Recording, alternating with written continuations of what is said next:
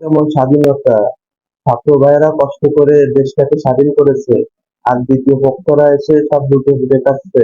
এমন তো হবার কথা ছিল না।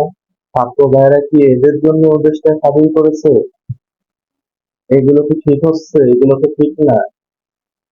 ডাকাইতি করতেছে সব জায়গা, মানুষ তো থাকতে পারতেছে না, ঘর বাড়িতে সবকিছু নিয়ে যাচ্ছে। এগুলো তো হবার ছিল না। তাই বলবো আমরা সবাই এক হয়ে এই সমাধান করি, নইলে তো এর সমাধান হবে না। আর পুলিশ ভাইদের আপনারা কিছু বলেন না, কারণ পুলিশ না থাকলে তো দেশ চলবে না। আপনারা পুলিশদের যদি মারেন তাহলে পুলিশরা তো আর কাজে আসবে না। তাই পুলিশদের কিছু বলেন না। পুলিশদের কিছু বললে আমরা তো রাতে ঠিক মতো শুতে পারবো না চোরের ভয়ে। তাই বলবো পুলিশ ভাইদের কিছু বলেন না।